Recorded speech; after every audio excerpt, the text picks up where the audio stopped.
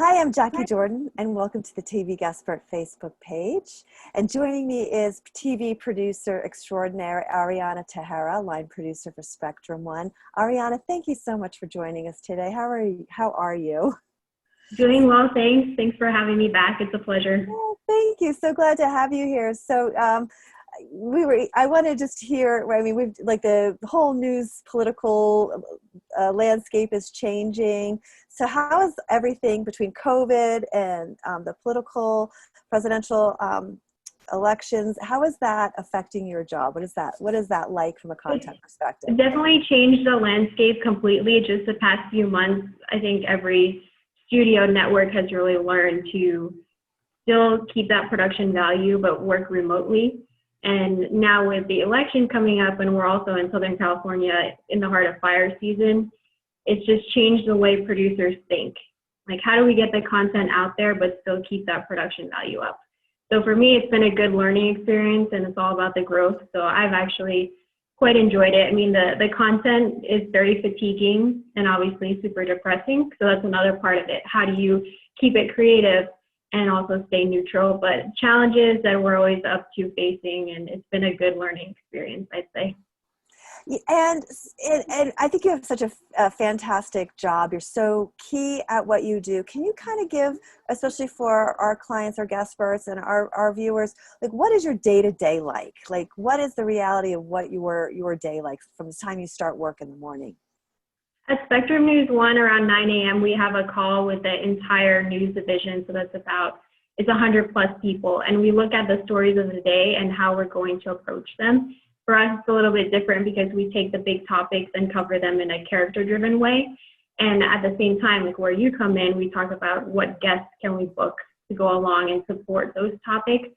After that, then the line producer would go and start putting the show together and communicate with the reporters, choose all the stories, and kind of track what's going on as far as breaking news for the rest of the day. And then for our particular network, we do a lot of pre-production. So by 3:30 p.m., pretty much everything has to be set in stone, aside from breaking news. And then we go into the control room and get it going, and we're live at 5. And that's pretty much the day. And so your job requires you to be current and flexible. How do you manage like trying to keep structure? Because especially what you do, you have to keep structure for the entire show rundown and for everybody that's involved in it while you're remaining flexible. How do you balance that? It's a tough thing to do, and I know we've mentioned this before, that like in the personal life, I'm not nearly as flexible, which I think is the case with most producers. But I think it's key for the line producer, the person who's driving the show, to maintain a sense of calm, because there's so many people that are, looking to you for leadership. But then also, if you have your show set, you have to be ready. Like, oh, there's this fire, there's this story that just came up, and say, okay, we can do anything. Have an attitude that's yes rather than no, and also don't be attached to any particular story. And so this year's been a marker for news stories. COVID has certainly dominated the majority of 2020. How do you keep the viewer engaged? How do you keep the storytelling fresh? What does that look like for you? I think for us, we have an advantage just because, like I say, everything we do is character driven in the sense that it's like a mini documentary. So like today, every Thursday, unemployment numbers come out. So we want to take the angle this week of a small business and choose someone different, maybe from a different part of Southern California, and really show that person in action and see what he or she has been doing during the pandemic, how that's evolved. It gets tricky sometimes because, you have the same stories on masks and, case count, all of this. So I think part of it is, again, the character-driven style, and then also, like I said, where you come in, the guest, because having the context of the expert to go along with that is where you keep the viewer engaged. So what makes a good guest for you, and also what makes a good pitch? The pitch, very specific. I really like the pitches that you guys send for the most part, because they're very specific. You take a topic at hand and you say, I have this person, here are the qualities he or she has, and this is why it would be good for your show. Here's how it would enhance what you're doing.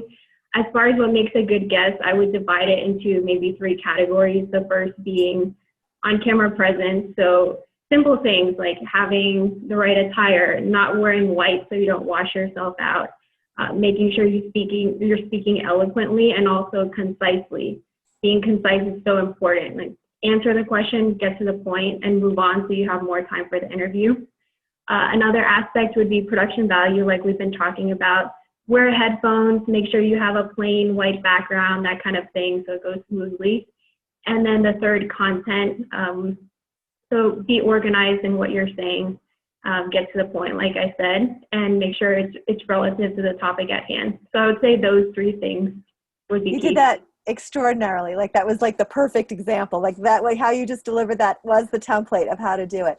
In terms of timing, and this is like a nuanced question that I think you and I understand, but it's like how the time, you know, people don't realize, you know, that a 4-minute interview is an immense amount of time of live television. Oh, yes.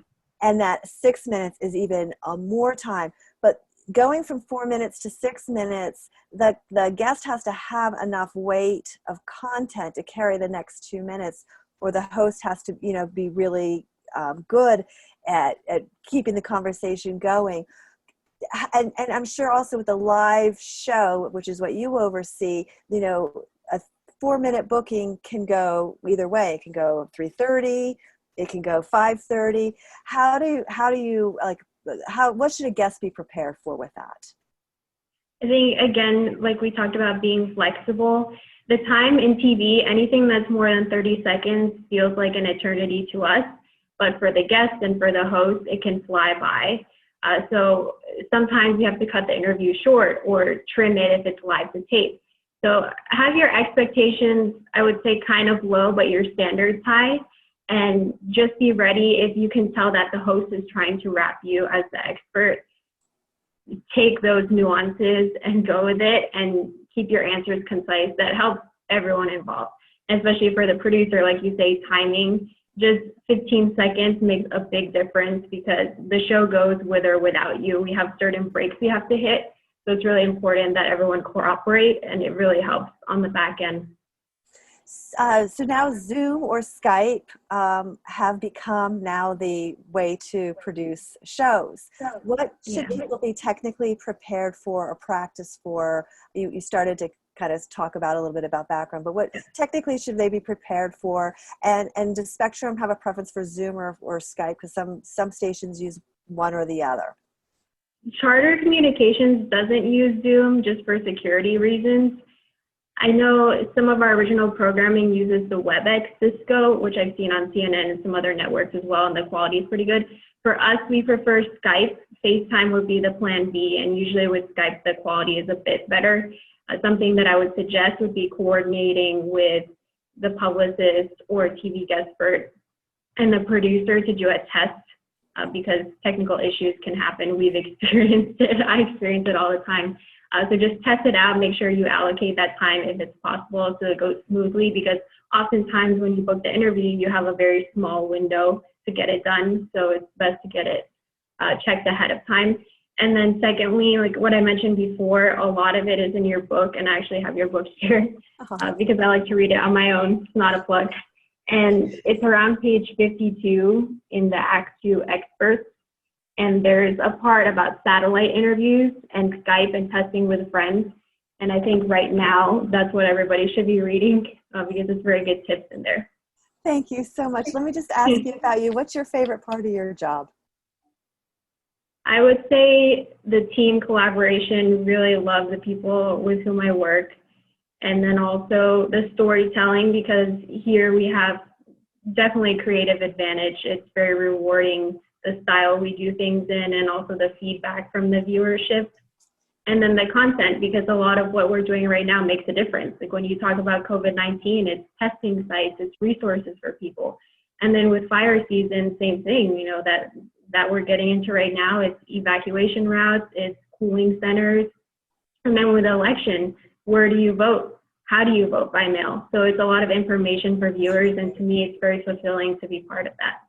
And you're really good at what you do, and you're very understated, and people actually don't. I've had for a short period of time, I've had your specific job, and it's intense. I just want to say, to be like, especially in that last hour, in my opinion, getting the script signed off on, getting that rundown, getting everybody in their position, making sure the guests are like, I find that to be extraordinarily intense, and you're remarkably cool under a lot of pressure. Like, you're flawless like that. What inspired you to get into news? My dad worked in TV, more in finance, and when I was growing up, I was around the studios all the time. But for me, it was sophomore year, intern at a TV station, an NBC station, and then got hired right away. And I realized, like, A, for what I want to do in the industry, it is a steady employment. Very young, I was 19 at the time. And then B, you know, if you like storytelling, it's the kind of job that changes every day. So you're telling stories, in essence, new ones, every few hours. And it's very impactful. And I think once you try news, a lot of people, they transition into other fields, and usually they come back in some sort of form. So for me, I think it was growing up, and then also in college, it just kind of clicked, and I know I'm in the right place doing the right thing. Well, thank you. And you know, last thing I just want to thank you for is that you were one of our trainers for our TV on camera training workshop. And, you know, and the guests that had attended that specific workshop have gone on to be really successful. Ike Ketcher, our Venice Muscle Beach fitness guru, has gone on to do his first feature film. Dr. Gloria Chance has also done some television now. So we want to thank you so much for your participation and your great wisdom. I would highly recommend the workshop too. Again, not as a plug. I thought it was, you know, something very informative and worthwhile, and especially for people who are experts in their fields and want to get onto TV. For whatever reason that might be, it's definitely a valuable program, I would suggest. Thank you, Ariana. Thank you so much. I know you have a busy day ahead of you, so thank you so much for giving us your time today and talking with us here at TVGuestpert. Thank you. Thanks, Ariana Jackie. Tejero, Spectrum One News. Thank you. Bye.